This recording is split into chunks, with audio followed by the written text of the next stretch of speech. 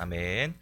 네, 오늘 우리에게 주신 하나님의 말씀은 다니엘서 12장 5절부터 마지막 절인 13절까지의 말씀입니다. 다니엘서 12장 5절부터 13절까지 구역성경 1255페이지가 되겠습니다. 나 다니엘이 본즉 다른 두 사람이 있어 하나는 강 이쪽 언덕에 섰고 하나는 강 저쪽 언덕에 섰더니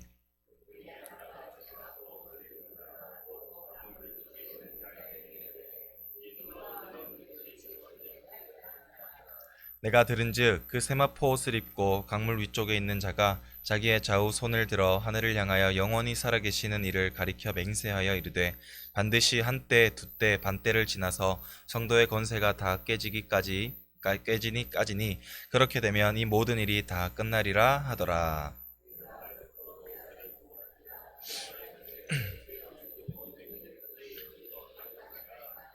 그가 이르되 다니엘아 갈지어다. 이 말은 마지막 때까지 간수하고 봉함할 것임이니라.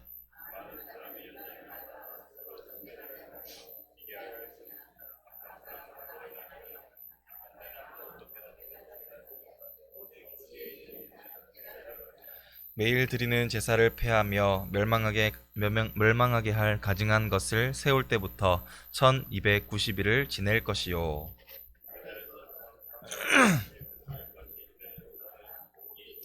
같이 보겠습니다. 너는 가서 마지막을 기다리라. 이는 내가 평안히 쉬다가 끝날에는 내 몫을 누릴 것임이라. 아멘. 할렐루야.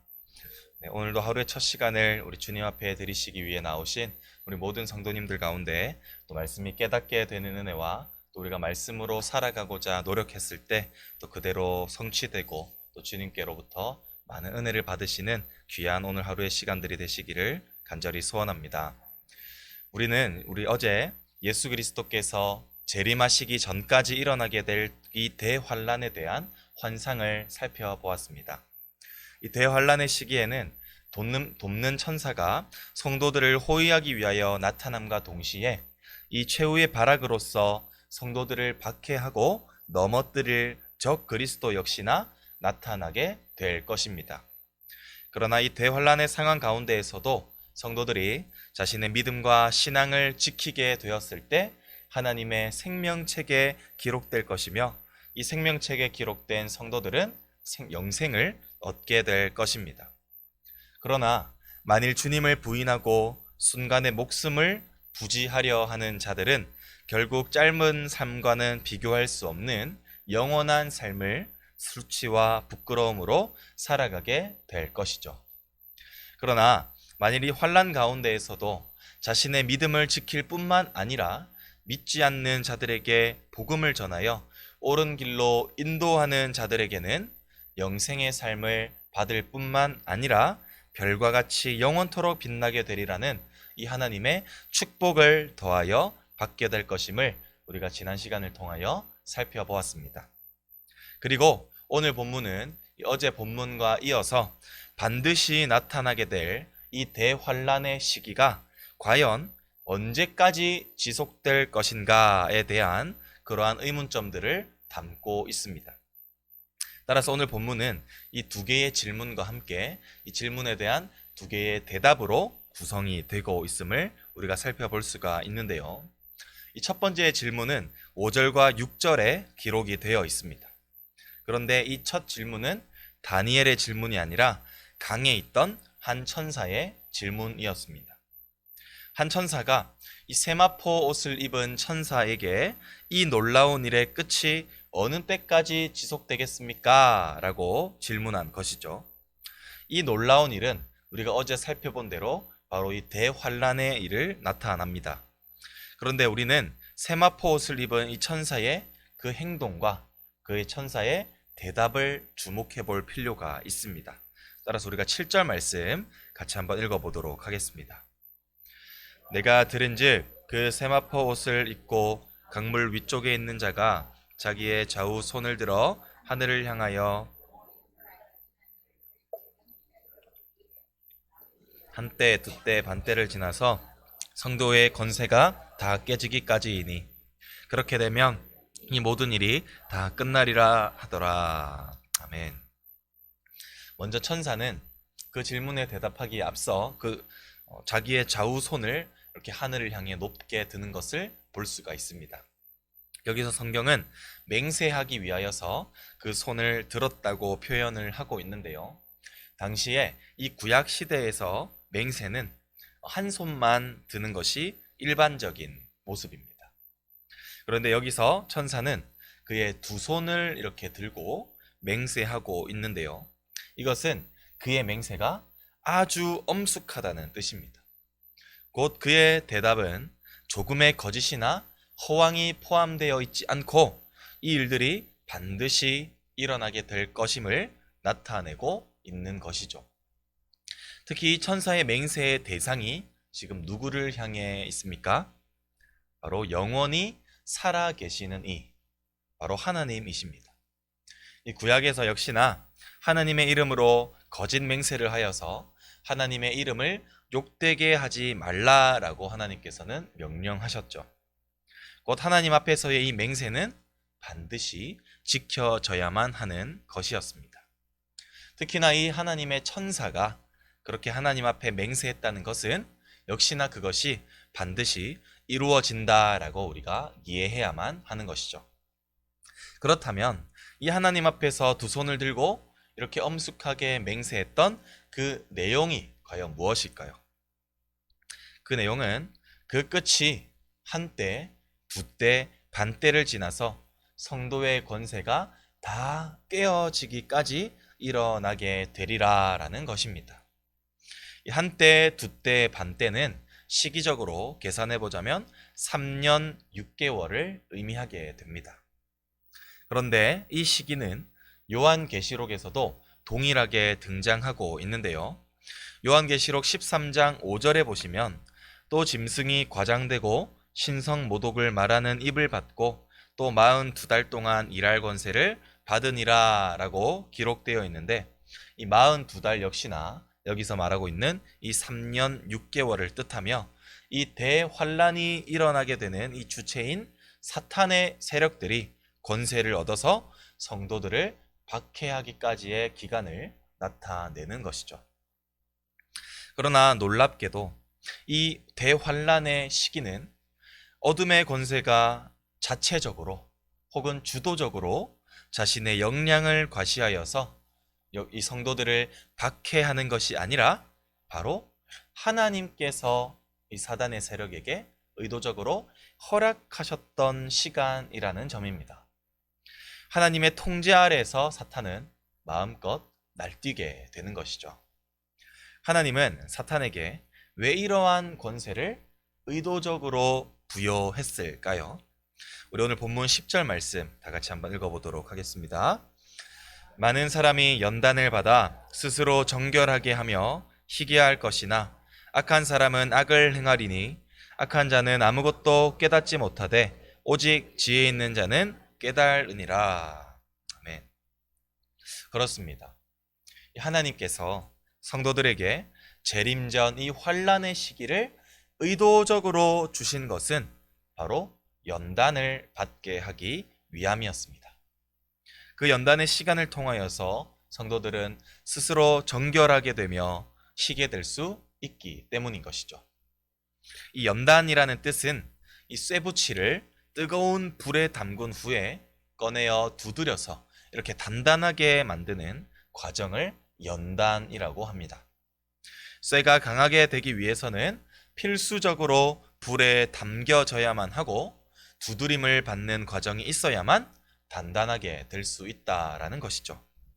마찬가지로 우리 성도들 역시나 이 환난 가운데에서 육체적인 혹은 정신적인 고통이 따른다고 할지라도 그 가운데에서 우리가 끝까지 인내하여 자신의 믿음과 신앙을 지켰을 때 그 일들로 말미암아 우리의 신앙이 더욱더 단단해지고 정결해지고 더 나아가 영생이 주어지게 되는 것이죠. 성도 여러분, 이 농사함에 있어서 농부들이 알곡과 쭉정이를 구분하는 방법을 아십니까?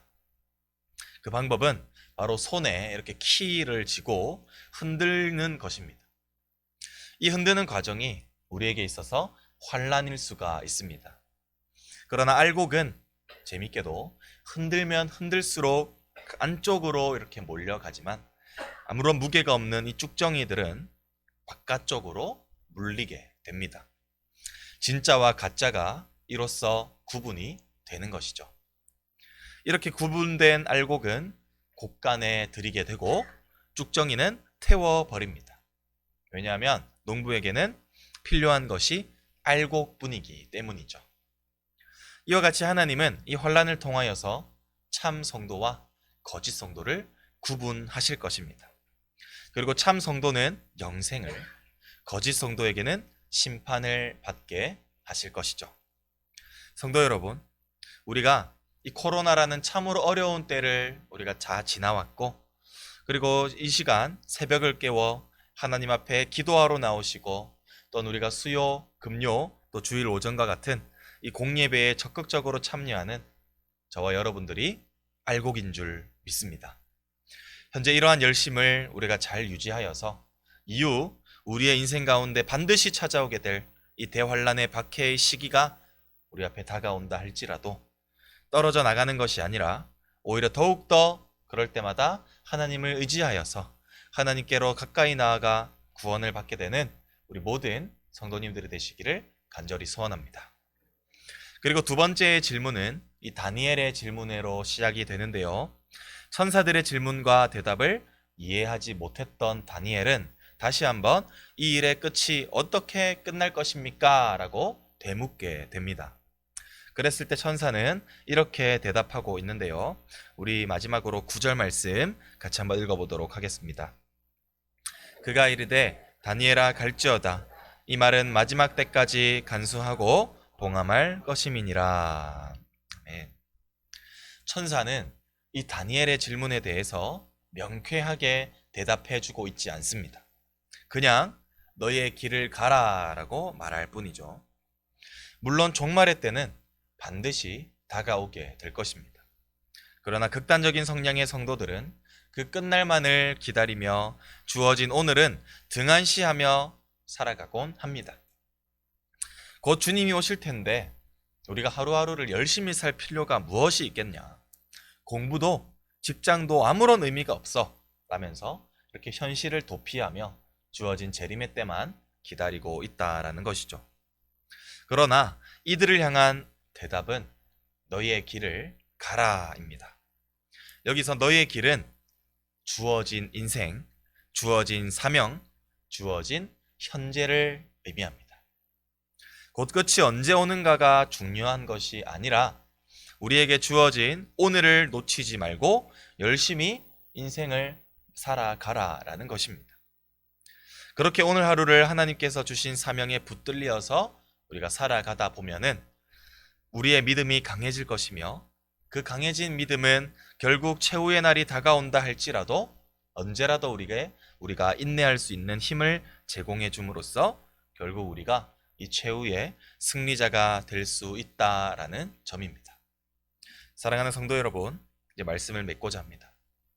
우리가 지금까지 살펴본 이 다니엘 12장은 우리가 종말의 때를 살아가고 있는 이때에 우리가 어떻게 살아가야 하는가를 우리에게 명확하게 말해주고 있습니다. 종말의 때는 반드시 다가오게 될 것이며 이 대환란의 시기는 진짜와 가짜를 구분하는 하나님의 연단인 줄 믿습니다.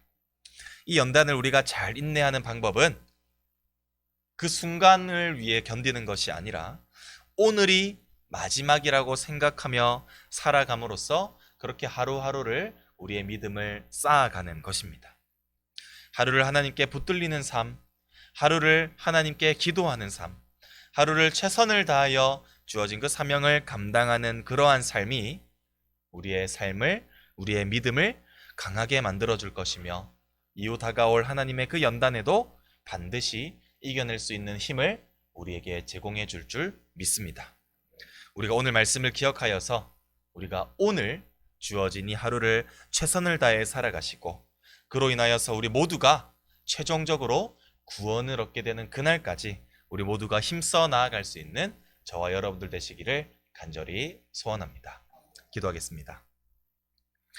참 좋으신 하나님 아버지, 주님의 은혜와 사랑을 감사합니다. 오늘 이 새벽을 깨우시고 또한 오늘 우리가 오늘을 열심히 살아가기 위해서 일용할 양식을 말씀으로 제공해 주신 하나님, 너무나도 감사합니다. 하나님 아버지, 우리가 다니엘 12장을 통하여 우리가 명백히 알 수 있게 된 것은 그 끝날은 반드시 다가오게 되리라는 것과 그 끝날에 대환란의 이 박해, 이 사단의 세력들이 성도들의 건세를 무너뜨리기 위하여서 정말 최후의 발악을 하는 그날들이 반드시 다가오게 될 것이라는 점입니다.